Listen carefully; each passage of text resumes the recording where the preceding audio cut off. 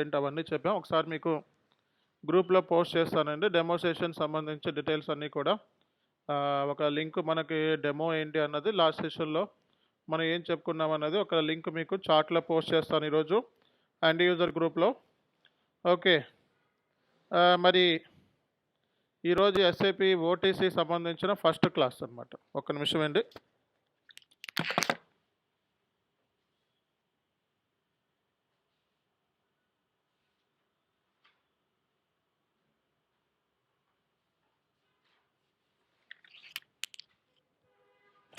So ఈరోజు సెషన్లో మనకి ఎస్ఏపి ఓటీసీకి సంబంధించిన ఫస్ట్ క్లాసు. ఈ లింక్లో మీకు క్లాసులు జరుగుతాయి. మీకు వీడియో వచ్చేటప్పటికి ఇందాక ఎస్ఏపి ఎండ్ యూజర్ గ్రూప్ ఉంది కదా, అందులో పోస్ట్ చేస్తారు. హైదరాబాద్ వాళ్ళకి సపరేట్గా హైదరాబాద్ ఎండ్ యూజర్ గ్రూప్ ఉంది, అందులో పోస్ట్ చేస్తారు. ఓకేనా? సో కాబట్టి మనకి ఈరోజు ఎస్ఏపి ఓటీసీకి సంబంధించిన ఫస్ట్ క్లాసు, అందరికీ ఫస్ట్ క్లాసు. మరి అంతకుముందు మనం P2P కంప్లీట్ చేసుకున్నాం. జస్ట్ మనం 1 వీక్ టైం ఇచ్చాం. ఓటీసీ P2P అయిన తర్వాత 1 వీక్ టైం ఉంటుంది. అలాగే ఓటీసీ అయిపోయిన తర్వాత R2R వెళ్ళడానికి కూడా ఒక 4-5 డేస్ టైం ఉంటుంది. అర్థమైందా? ఆ తర్వాత మళ్ళీ కొంతమంది మధ్యలో జాయిన్ అయ్యారు. అన్ఫార్చునేట్లీ నిన్న క్లాస్ మనకి మిస్ అయింది. ఓకే, సో ఈ రోజు నుంచే మనకి కంప్లీట్గా ఓటీసీ క్లాసెస్ అనమాట. ఈరోజు ఏం వారం అండి మనకి? థర్స్డేనా? థర్స్డే, ఫ్రైడే, సాటర్డే ఈ 3 రోజులు మనకి క్లాసులు జరుగుతాయి ఓటీసీకి సంబంధించి. తర్వాత మళ్ళీ నెక్స్ట్ మండే మళ్ళీ ఏం చేద్దాం అన్నది మనం దాని గురించి డిస్కస్ చేద్దాం. జస్ట్ మనం 16 క్లాసెస్ వింటే చాలు. ఈ 16 క్లాసెస్ వినేసిన తర్వాత మీరు జాబ్స్ ట్రై చేసుకోవచ్చు. అంతకంటే ఏమీ లేదు ఇందులో. ఓకే,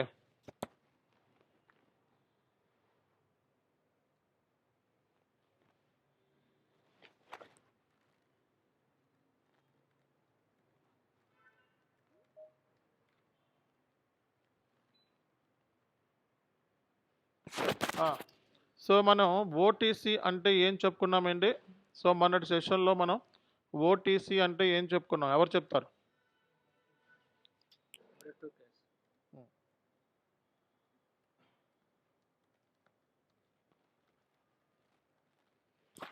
సో ఓటీసీ అంటే ఓ అంటే మనకి ఆర్డర్ అని, 2 అంటే 2 క్యాష్. అంటే కస్టమర్ అనేవాడు ఆర్డర్ చేసిన దగ్గర నుంచి ఏం ఆర్డర్ చేస్తాడు?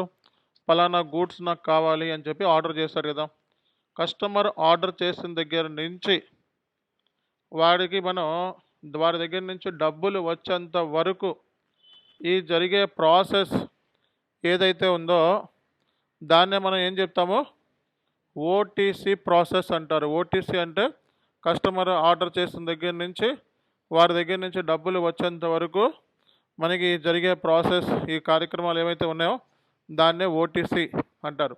అంటే కంపెనీలో ఉండే సేల్స్ ప్రాసెస్సే ఈ ఓటీసీ అనమాట. కస్టమర్కి మనం ఏం ఫుల్ఫిల్ చేస్తామంటే రిక్వైర్మెంట్ని, కస్టమర్ డిమాండ్ని ఫుల్ఫిల్ చేయాలి మనం. సో అంటే కస్టమర్ అనేవాడు మనకి ఏం చేస్తాడు? బేసిక్గా కస్టమర్ అనేవాడు ఏం చేస్తాడు? మనకి పలానా రిక్వైర్మెంట్ నాకు ఉంది, పలానా మెటీరియల్ నాకు ప్రొవైడ్ చేయండి, ఈ రోజు కల్లా నాకు ఈ డేట్ కల్లా ఈ టయానికి ప్రొవైడ్ చేయండి అని చెప్పి కంపెనీని రిక్వెస్ట్ చేస్తాడు. సో కంపెనీ ఏం చేస్తుంది? ఆ రిక్వైర్మెంట్ని ఐడెంటిఫై చేసి ఆ రిక్వైర్మెంట్ని ఫుల్ఫిల్ చేస్తుంది. ఆ ఫుల్ఫిల్ చేసినందుకు కంపెనీ కలిగే బెనిఫిట్ ఏంటి? Cash. Sales process. So OTC అందరూ మ్యూట్లోకి వెళ్ళిపోవాలి. సో అందరూ మ్యూట్లోకి వెళ్ళాలి. So OTC is nothing but sales process అండి. కంపెనీలో ఉండే సేల్స్ ప్రాసెస్ ఎలా ఉంటుంది? ఒక మ్యానుఫ్యాక్చరింగ్ కంపెనీ ఉందనుకోండి. So let's take any one manufacturing company. So first మనం ఏం చేస్తుంది? మ్యానుఫ్యాక్చరింగ్ కంపెనీ మెటీరియల్ని బై చేస్తుంది. తర్వాత ఏం చేస్తుంది? సో మ్యానుఫ్యాక్చర్ చేస్తుంది. తర్వాత ఏం చేస్తుంది? సేల్ చేస్తుంది. అంటే ఫైనల్గా అల్టిమేట్ అజెండా ఏ మ్యానుఫ్యాక్చరింగ్ కంపెనీ అయినా సరే మెయిన్ అజెండా ఏంటి? గూడ్స్ని సేల్ చేయటం. ఎవరికి సేల్ చేస్తుంది? కస్టమర్కి సేల్ చేస్తుంది అనమాట. కాబట్టి ఇక్కడ ultimate agenda any company main purpose motto ఏంటి? ఎనీ కంపెనీ మెయిన్ మోటో ఏంటి? ప్రాఫిట్స్. To earn profits. అంతేనా కదా? సో కాబట్టి ఇక్కడ ఈ ఓటీసీలో ఆర్డర్ టు క్యాష్ ప్రాసెస్లో మనం బేసిక్గా కస్టమర్ యొక్క డిమాండ్ని మనం రిసీవ్ చేసుకొని ఆ ఆర్డర్ని ఫుల్ఫిల్ చేసి వాడి దగ్గర మనం క్యాష్ తీసుకుంటాం. సో ఆ మొత్తం ప్రాసెస్ ఏదైతే ఉందో, అంటే ఆ duration of the sales process ఏమైతే ఉన్నాయో ప్రాసెస్ని మనం ఓటీసీ ప్రాసెస్ అంటారు. కాబట్టి ఓటీసీ ప్రాసెస్లో మనకి సైకిల్ అని కూడా అంటారు. ఓటీసీ సైకిల్ అన్న ఓటీసీ ప్రాసెస్ అన్న ఒకటే. సో మనకి ఎంక్వైరీ అంటే ఏంటో చెప్పండి. What is mean by enquiry?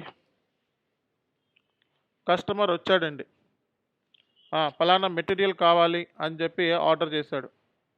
So పలానా మెటీరియల్ ఉందా అని చెప్పి ఎంక్వైరీ చేశాడు. ఓకే. సో అంటే పలానా ఎవరైనా కస్టమర్ వచ్చినప్పుడు ఏం చేస్తాడు? ఫస్ట్ ఎంక్వైరీ చేసుకుంటాడు. సో ఆ ఎంక్వైరీని ఎస్ఏపిలో మనం ఏం చేయాలి? రికార్డ్ చేయాలి. ఎస్ఏపిని మరి ఆ ఎంక్వైరీని ఎస్ఏపిలో రికార్డ్ చేయడానికి what is the T code?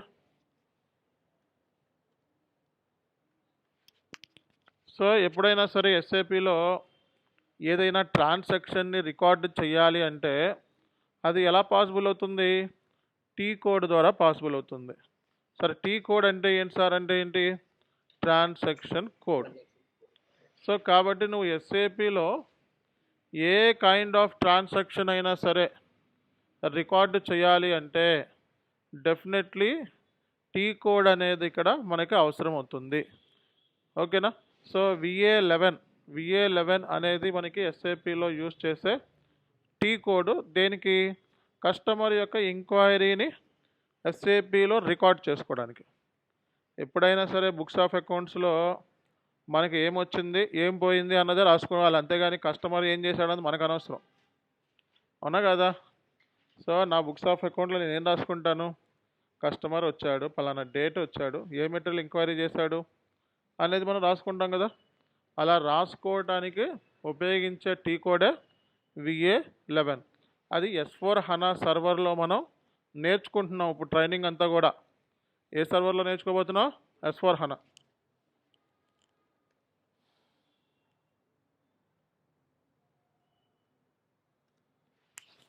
తర్వాత మనం కస్టమర్కి ఏం చేయాలండి? కస్టమర్కి ఏమి ఇవ్వాలి? కొటేషన్. కస్టమర్ అడుగుతాడు, సో బాబు నీ మెటీరియల్ క్వాంటిటీ ఎంత, అమౌంట్ ఎంత, ఎంక్వైరీ చేసుకున్న కొటేషన్ రాసి ఇచ్చేసే, వెళ్ళి మా టాప్ మేనేజ్మెంట్ చెప్పుకొని మేము బడ్జెట్ అప్రూవల్ చేసుకొని మీ దగ్గర కొనుక్కుంటాం అని చెప్తాడు. అవునా కదా? సో కాబట్టి ఎంక్వైరీ తర్వాత మనకి నెక్స్ట్ ఉండేది ఏంటిదండి? కొటేషన్. సో కొటేషన్ ఎవరిస్తారండి? కొటేషన్ అనేది ఎవరిస్తారు? సో కొటేషన్ అనేది కంపెనీ కస్టమర్కి ఇస్తుంది. కాబట్టి ఇప్పుడు ఈ కొటేషన్ ఇచ్చాను అని చెప్పి మన బుక్స్ ఆఫ్ అకౌంట్స్లో రాసుకోవాలా వద్దా? మరి ఎస్ఏపిలో దీని ట్రాన్సాక్షన్ని రికార్డ్ చేయాలా వద్దా? సో దానికి ఉపయోగించే టీ కోడ్ ఏంటి? VA21. సో మన ఎస్ఏపిలో కొటేషన్కి ఉపయోగించే టీ కోడ్ ఏంటి అంటే VA21. VA21 అనే టీ కోడ్ మనకి కొటేషన్ సంబంధించింది. ఎంక్వైరీ అంటే మనకి VA11 అనమాట. కొటేషన్ అంటే ఏంటి? VA21. ఓకే.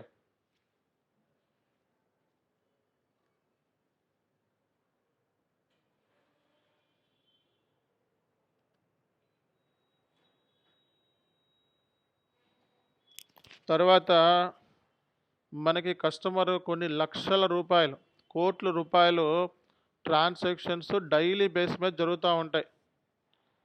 అవునా కదా? సో మరి నిన్నే చిన్న రెంట్ తీసుకున్నా. అమీర్పేటలో మనకి ఎస్ఐపి ట్రైనింగ్ ఇన్స్టిట్యూషన్ మనకి ఆఫ్లైన్లో ఒక ఆఫీస్ పెట్టాలని చెప్పి మనం ఒక రెంటల్ అగ్రిమెంట్ అడిగారు. ఫస్ట్ మన రెంటల్ అగ్రిమెంట్ అడుగుతాం కదా, మనం ఎంతో అడ్వాన్స్ పేమెంట్ చేసాం, దానికి అగ్రిమెంట్ ఉంటుందా ఉండదా? అవునా కదా? మరి లక్షల్లో కోట్ల రూపాయల మరి ట్రాన్సాక్షన్ చేసుకునేటప్పుడు కంపెనీకి కస్టమర్కి అగ్రిమెంట్ ఉండదా? అదేంటి సార్ డబ్బులు కట్టేస్తే అగ్రిమెంట్ ఎందుకు సార్ మనకి అంటారా? కస్టమర్కి కొన్నిసార్లు మనం ఎలా ఇస్తాము? Cash basis, credit basis. Credit అంటే ఏంటి? అప్పులో. సో అప్పులో గూడ్స్ ఇచ్చేటప్పుడు మరి వాడు ఎగ్గొట్టచ్చు కదా, మరి మీ ఇద్దరికి మధ్య రేపొద్దున పెద్ద మనుషుల్లో పంచాయతీ పెట్టినప్పుడు ఏదయ్యా ప్రూఫ్ ఏది అని అడిగాడు అనుకో అగ్రిమెంట్. అవునా కదా? రేపొద్దున కోర్టుకి వెళ్ళాలనుకో డబ్బులు కడతలేదని మనం కోర్టుకి వెళ్తాం. కస్టమర్ లీగల్ వాడు డబ్బులు కట్టకపోతే ఏం చేస్తాం? కోట్ల రూపాయలు సామాన్లు ఇచ్చినప్పుడు మరి ఆ డబ్బులు ఇవ్వాలి కదా. కాబట్టి అలా మనకి ఇలాంటి పరిస్థితులు ఉంటాయి కాబట్టి మరి అది మనం మైనస్గా మాట్లాడుకుంటే అవి, మరి ప్లస్లుగా మాట్లాడుకుంటే ఏంటి, కస్టమర్ మనకి పేమెంట్ చేయాలి. మనకి ఎలా ఏ పేమెంట్ మెథడ్ ఏంటి, ఏ పేమెంట్ మెథడ్ చేస్తాడు, చెక్లో చేయమన్నా బ్యాంక్ ట్రాన్స్ఫర్ ఆర్టీజీఎస్ మనం చెప్తాం. పేమెంట్ మెథడ్స్ మాట్లాడుకుంటామా, పేమెంట్ టర్మ్స్ మాట్లాడుకుంటామా. పేమెంట్ టర్మ్స్ అంటే ఏంటి, what is payment terms?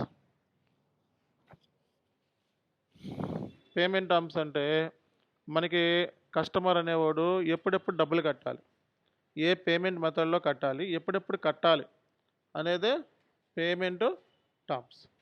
So payment terms అంటే అది, అంటే కస్టమర్ మనకి ఎప్పుడెప్పుడు డబ్బులు కట్టాలి అనేది పేమెంట్ టర్మ్స్ అంటాం. సో మనకి డిస్కౌంట్ మనం కంపెనీ ఇవ్వాలా వద్దా? కస్టమర్కి డిస్కౌంట్స్ ఇస్తేనే కదా మన దగ్గరికి వచ్చేది. మరి ఆ డిస్కౌంట్ ఎంత, ఆ డిస్కౌంట్ ఎంత, పేమెంట్ టర్మ్స్ ఏంటి, డిస్కౌంట్స్ ఏంటి, అర్థమవుతుందా? Payment terms, discounts. మరి ఇన్స్టాల్మెంట్లో కడతాడా లేదా కస్టమరు? సో 40% ముందు కడతాను సార్, తర్వాత 20%, తర్వాత 1% ఇన్స్టాల్మెంట్స్. మరి అవన్నీ దేంట్లో ఉంటాయి పేమెంట్ టర్మ్స్? అవన్నీ దేంట్లో రాయాలి? కాంట్రాక్ట్లో రాసుకోవాలి. అవునా కదా? ఫస్ట్ కంపెనీ 10% డిస్కౌంట్ ఇస్తానని చెప్పింది నా దగ్గర కొనుక్కో అని. ఒకసారి కొన్న తర్వాత లేదు డిస్కౌంట్ క్యాన్సిల్ అంది. అదేంటి సార్ మీరు డిస్కౌంట్ ఇస్తారనే కదా మీ దగ్గర కొన్నాను, డిస్కౌంట్ ఇవ్వకపోతే మీ దగ్గర ఎందుకు కొంటాను, వేరే వాళ్ళు చూసుకునేవాళ్ళని కదా. కాబట్టి ఇలాంటివన్నీ కూడా మీ ఇద్దరి మధ్య మిస్కమ్యూనికేషన్ రాకుండా మనకి కాంట్రాక్ట్ ఉంటుంది అనమాట. దాన్నే మనం ఏం చెప్తాము ఎస్ఏపి భాషలో, అవుట్లైన్ అగ్రిమెంట్.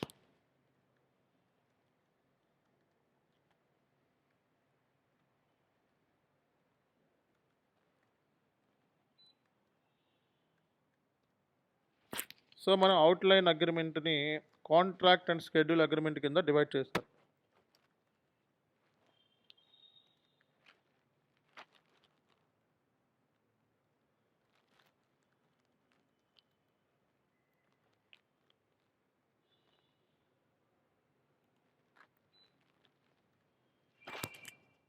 సో మరి ఎస్ఏపిలో కాంట్రాక్ట్ని మనం రికార్డు చేయాలంటే ఉపయోగించే టీ కోడే VA41. సో VA41 అనే టీ కోడ్ ద్వారా మనం దీన్ని యూజ్ చేస్తామన్నమాట. షెడ్యూల్ అగ్రిమెంట్ అంటే ఏంటో చెప్పండి ఒకసారి. షెడ్యూల్ అగ్రిమెంట్ మనం ఉపయోగించే టీ కోడ్ VA31. అంటే పలానా రోజున పలానా టయానికి గూడ్స్ని డెలివర్ చేయాలి. దాన్ని మనం ఏం చెప్తామో షెడ్యూల్ అగ్రిమెంట్.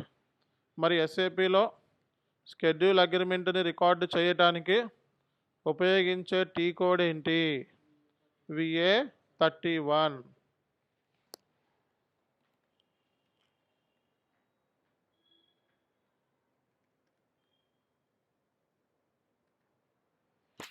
తర్వాత సేల్స్ ఆర్డర్ని ప్రిపేర్ చేయాలండి. We have to prepare the sales order.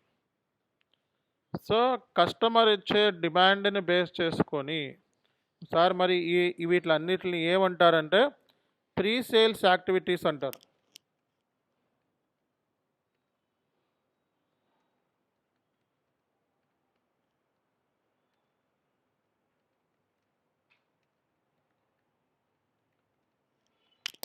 So మనకి ముందు ఉన్నాయన్నీ కూడా ప్రీ సేల్స్ యాక్టివిటీస్ అండి.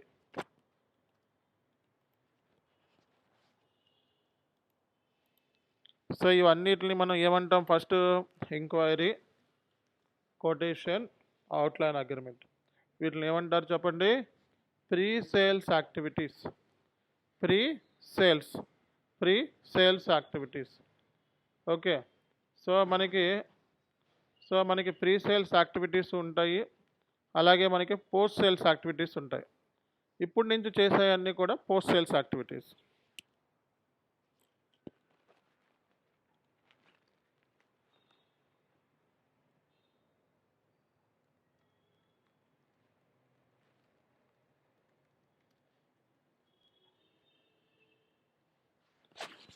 సో సేల్స్ ఆర్డర్ని క్రియేట్ చేస్తుంది company based upon the customer demand. Company ఏం ప్రిపేర్ చేస్తుంది? సేల్స్ ఆర్డర్ని ప్రిపేర్ చేస్తుంది అనమాట.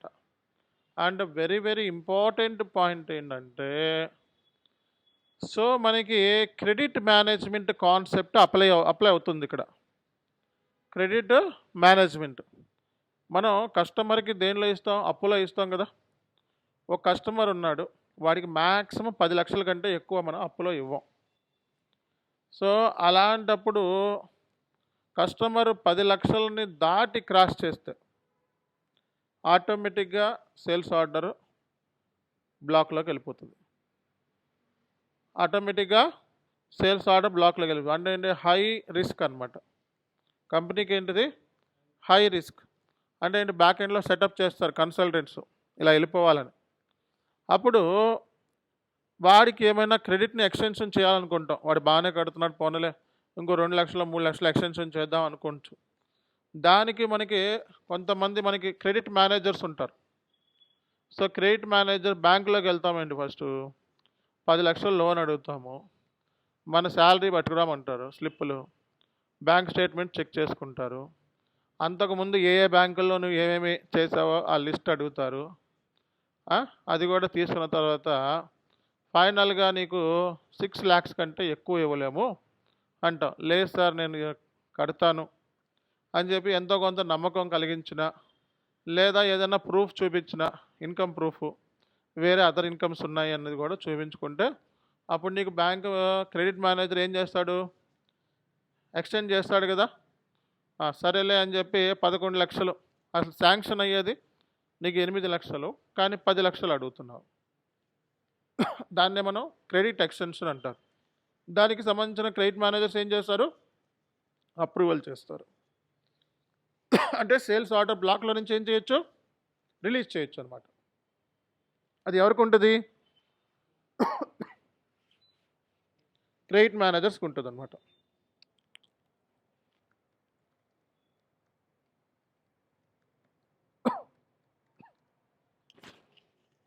ఎస్ఏపిలో మనకి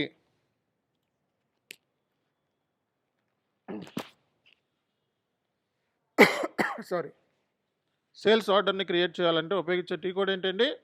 VA01. సేల్స్ ఆర్డర్ని క్రియేట్ చేయడానికి ఉపయోగించే టీ కోడే VA01. క్రెడిట్ చెక్కింగ్ చేస్తారన్నమాట. అది మామూలు కామన్గా దానికి ఆటోమేటిక్గా సేల్స్ ఆర్డర్ చేసేటప్పుడే మనకి బ్లాక్ అయిపోద్ది. ఇన్వాయిస్ ఒకవేళ మన క్రెడిట్ లిమిట్ క్రాస్ అయితే ఏమొద్ది? బ్లాక్ అయిపోతుంది అనమాట. ఓకే, తర్వాత ఏంటిదండి?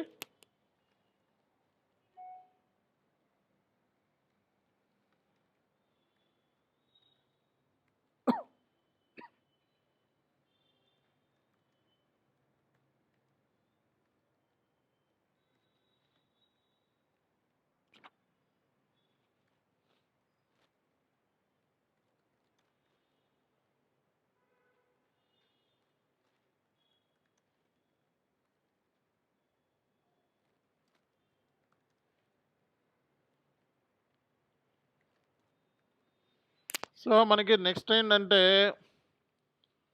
Out bound delivery. ఏంటిదండి? Out bound delivery. గూడ్స్ అనేవి ఫస్ట్ మనం పిక్ చేస్తాం, తర్వాత ఏం చేస్తారు? ప్యాక్ చేస్తారు, తర్వాత ఏం చేస్తారు? లోడ్, తర్వాత ఏం చేస్తారు? PGI, post goods issue. So మనకి వేర్ హౌస్ ఉంటుంది కదా, కస్టమర్ డిమాండ్ని ఫుల్ఫిల్ చేయాలి. ఫస్ట్ ఏం చేసాం? సేల్స్ ఆర్డర్ క్రియేట్ చేసాం. తర్వాత ఏం చేయాలి? అవుట్ బౌండ్ డెలివరీ చేయాలి. ఫస్ట్ గూడ్స్ పికింగ్, తర్వాత ప్యాకింగ్, తర్వాత లోడింగ్, తర్వాత PGI, post goods issue. Post goods issue అంటే ఏంటి?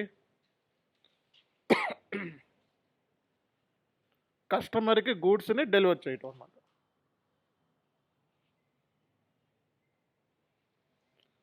సో గూడ్స్ వేర్ హౌస్ నుంచి పిక్ చేసిన టైము, డేటు, ప్యాక్ చేస్తారు, తర్వాత ట్రాన్స్పోర్టేషన్లో లోడ్ చేస్తారు, టైము, డేటు, తర్వాత ఏం చేస్తారు? గూడ్స్ని ఇష్యూ చేస్తారు. షిప్మెంట్. సో ఇక్కడ మనకి ఎంఎం, ఎఫ్ఐ, ఎస్డి రోల్ ఉంటుందండి. ఇక్కడ ఎంఎంఎస్డి ఇంటిగ్రేషన్ ఉంటుంది, ఎఫ్ఐ వాళ్ళ రోల్ కూడా ఉంటుంది అనమాట. అంటే మెటీరియల్ ఇంపాక్ట్ ఉందా ఇక్కడ?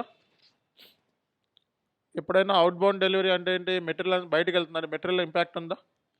ఎంత వర్త్ అయిన స్టాక్ బయటకు వెళ్తుందంటే ఫైనాన్సే కదా. అమౌంట్ గురించి మాట్లాడితే ఫైనాన్స్, మెటీరియల్ ఇన్వెంటరీ గురించి మాట్లాడితే మెటీరియల్, సేల్స్ చేస్తున్నాం కదా సేల్స్. అంటే మనకి ఎంఎంఎస్డి ఇంటిగ్రేషన్ జరిగేది ఎక్కడ? రాసుకోండి. MMSD integration happened at BGA. MMSD integration happened at PGI. అంటే ఏంటి? Post goods issue. Okay, PGI అంటే ఏంటండి? Post goods issue. First picking, తర్వాత ప్యాకింగు, తర్వాత లోడింగు, తర్వాత PGI. So outbound delivery అయిపోయిన తర్వాత ఏంటంటే ఫైనల్గా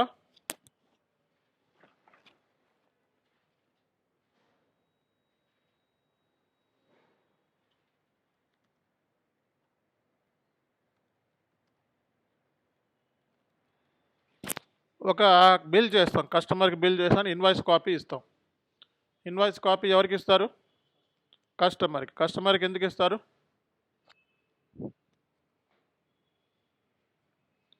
కస్టమర్కి డబ్బులు కావాలి అంటే, డబ్బులు రావాలంటే ముందు ఇన్వాయిస్ ఇవ్వాలి కదా, బిల్ చేస్తే కదా కస్టమర్కి డబ్బులు వచ్చాయి. ఇక్కడ ఎఫ్ఐ టు ఎస్డి ఇంటిగ్రేషన్ జరుగుతుంది, రాసుకోండి. FI to SD, FI to SD integration happened at billing document. ఎందుకంటే ఇక్కడ అకౌంట్స్ వస్తుంది, ఫైనాన్స్ రోల్ ఉంది, పీజీఏ దగ్గర ఫైనాన్స్ రోల్ ఉంది, పైన ఎక్కడ కూడా ఫైనాన్స్ రోల్ లేదు. ఓకేనా? ఎస్డిఎంఎం రెండింటికి మధ్య ఇంటిగ్రేషన్ జరిగే స్పాట్ పాయింట్ ఏదైనా ఉంది అంటే that is billing. That is billing.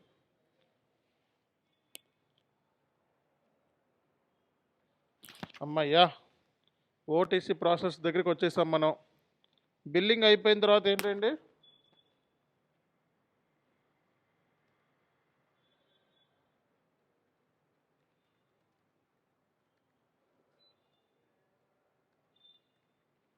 T codes రాసుకోలేదు.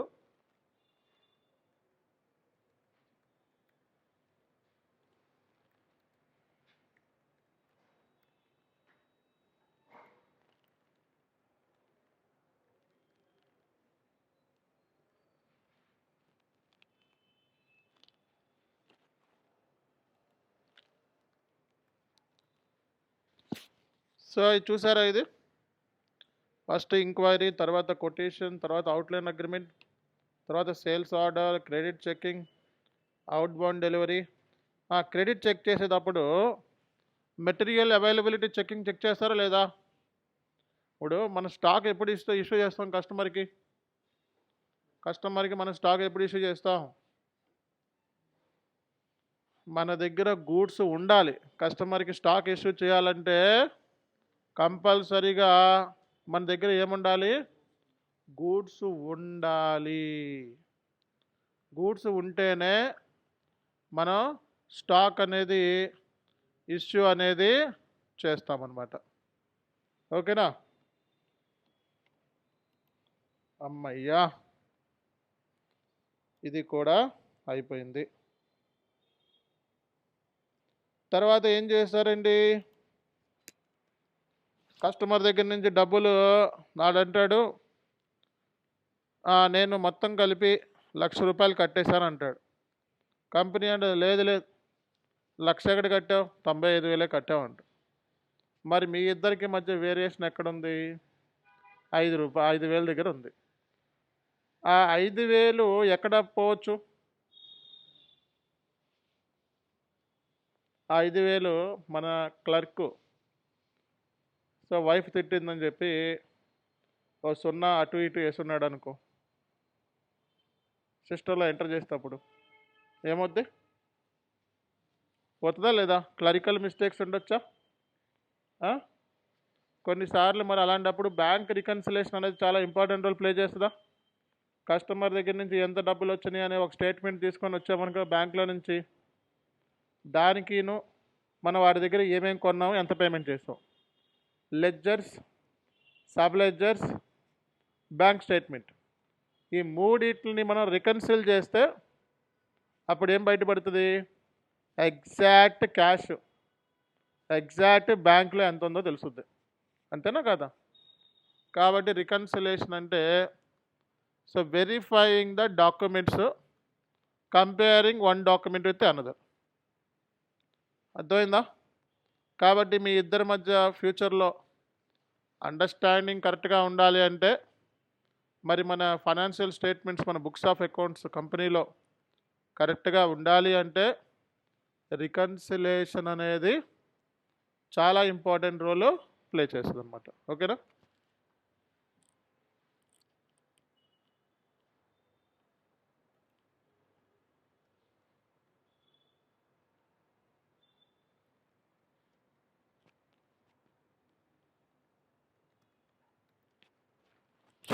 So కాబట్టి ఇక్కడ రికన్సిలేషన్ ప్రాసెస్ ఉంటుంది కంపెనీలో. ఏముంటుందండి? Reconciliation process. ఓకే. మరి ఫైనాన్స్ రోల్ వచ్చింది, ఎక్కడొచ్చింది ఫైనాన్స్ రోల్ చెప్పండి ఒకసారి. ఫైనాన్స్ రోల్ ఎక్కడొచ్చింది మనకి? ఫైనాన్స్ రోల్ మనకి ఎక్కడొచ్చింది చెప్పాలి.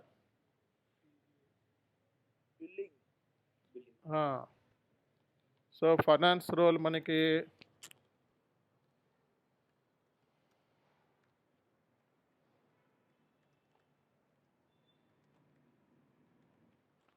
ఎప్పుడైనా సరే గూడ్స్ అనేది బయటకు వెళ్తుంది అంటే ఎంఎం హిట్ అవుతుంది, ఎంఎంహెచ్టి ఇంటిగ్రేషన్ ఎఫ్ఐ రోల్. ఫైనాన్స్ ఇక్కడ ఫైనాన్స్ ఎంట్రీ ఏంటి చెప్పాలి.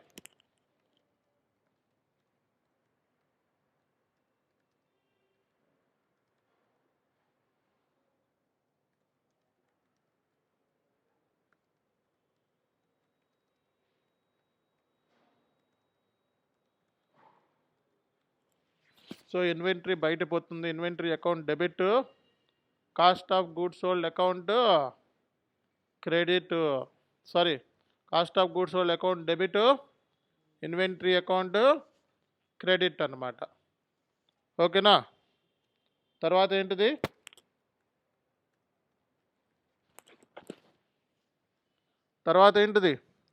బిల్లింగ్. సో బిల్లింగ్ చేసినప్పుడు మనకి ఎంట్రీ ఏంటి?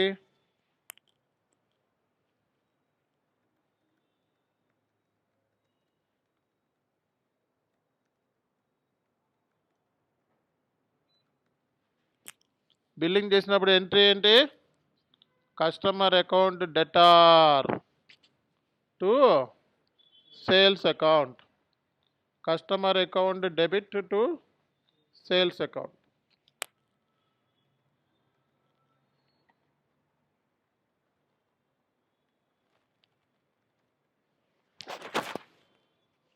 సో మనకి పేమెంట్ ఎంట్రీ ఏంటి? పేమెంట్, కస్టమర్ డబ్బులు కడితే మనకి పేమెంట్ ఎంట్రీ ఏంటి? కస్టమర్ డబ్బులు కట్టినప్పుడు ఎంట్రీ చెప్పండి ఒకసారి. ఫైనాన్స్ ఎంట్రీస్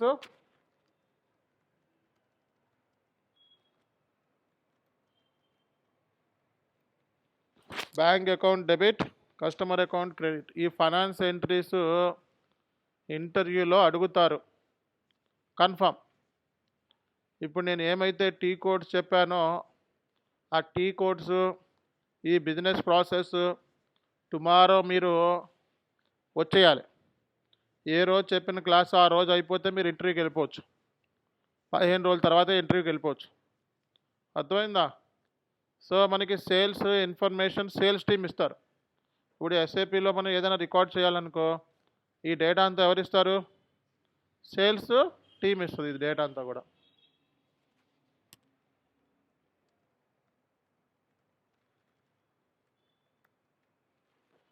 తర్వాత ఏంటిదండి? రికన్సిలేషన్. రికన్సిలేషన్ చేసినప్పుడు ఎంట్రీ ఏంటి చెప్పండి?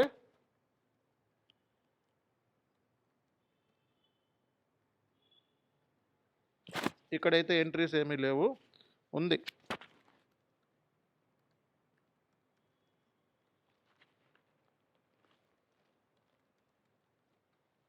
ఈ ఎంట్రీస్ కంపల్సరీగా అడుగుతారండి. ఈ టీ కోడ్స్ కంపల్సరీగా మీరు ప్రిపేర్ అవ్వాలి, చెప్పాలి. ఎంక్వైరీ చేసినప్పుడు T code VA11, quotation VA21, outline agreement VA41, schedule agreement VA31, sales order VA01, credit checking ఏమీ లేదు, out bound delivery VL01, billing VF01, payment F110, reconciliation ఇదేం అవసరం లేదు. పోస్ట్ గుడ్స్ ఇష్యూ ఎంట్రీ ఏంటి చెప్పాలి అందరూ కూడా. Cost of goods sold account debit to inventory account credit. Billing entry customer account debtor to sales. Payment entry bank account debtor to reconciliation entry main bank account debtor to bank account.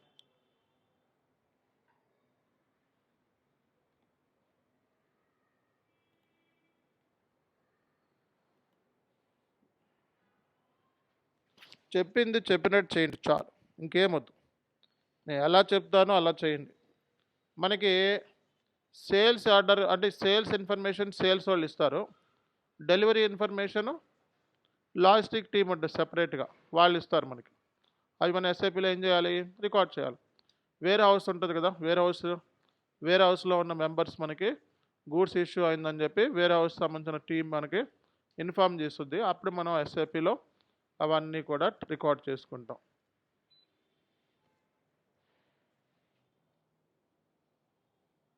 అలాగే క్రెడిట్కి సంబంధించింది ఎవరు చూసుకుంటారు, credit management team అనమాట. Credit సంబంధించింది ఎవరు చూసుకుంటారు, credit management team. Inventory అని ఎవరు చూసుకుంటారు, మెటీరియల్ మేనేజ్మెంట్ టీం. ఇన్వెంటరీ ఎవరు చూస్తారు, మెటీరియల్ మేనేజ్మెంట్ టీం.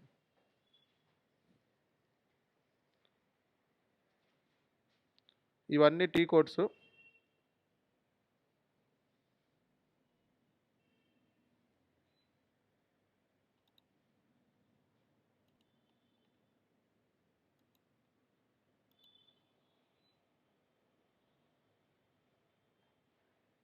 ఇవి అందరూ ఎండ్ యూజర్ స్క్రీన్లో పెడుతున్నాను.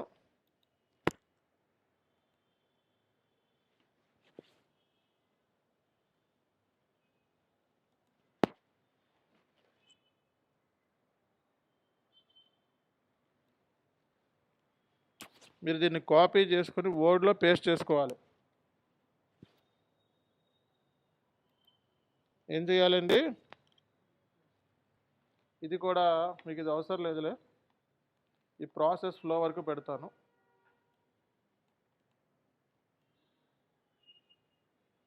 సో కాపీ చేసుకొని ఏం చేయాలి, వర్డ్లో పేస్ట్ చేసుకోవాలి.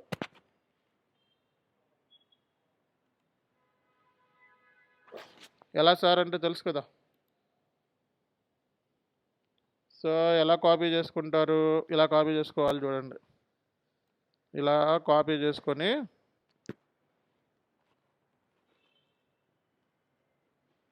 వర్డ్ ఫైల్ ఓపెన్ చేసుకొని ఇలా పేస్ట్ చేసుకోండి. ఇదంతా కూడా నీట్గా వస్తుంది మీకు, ఓకేనా. సో నోట్స్ ఇవి. ఇప్పుడు మీరు చేయాల్సిన పని వెంటనే ఈ OTCకి సంబంధించింది ఈరోజు కంప్లీట్ అయిపోవాలి. అర్థమైందా? టుమారో క్లాస్లో ఎంక్వైరీని SAPలో ఎలా రికార్డ్ చేస్తారో నేర్పిస్తాను. తర్వాత క్లాస్లో కొటేషన్ని ఎలాగా, తర్వాత క్లాస్లో అవుట్లైన్ అగ్రిమెంట్ ఎలాగా, తర్వాత క్లాస్లో సేల్స్ ఆర్డర్, తర్వాత క్లాస్లో PGI, తర్వాత క్లాస్లో బిల్లింగ్, తర్వాత కస్టమర్కి రిటర్న్స్ ఎలా చేయాలి, కంప్లైంట్స్ ఎలా హ్యాండిల్ చేయాలి, ఇలాంటివన్నీ కూడా అడ్వాన్స్డ్. ఓకేనా? ఇక్కడ దాకా నేర్చుకోండి చాలు. Thank you. నెక్స్ట్ క్లాస్లో చూద్దాం.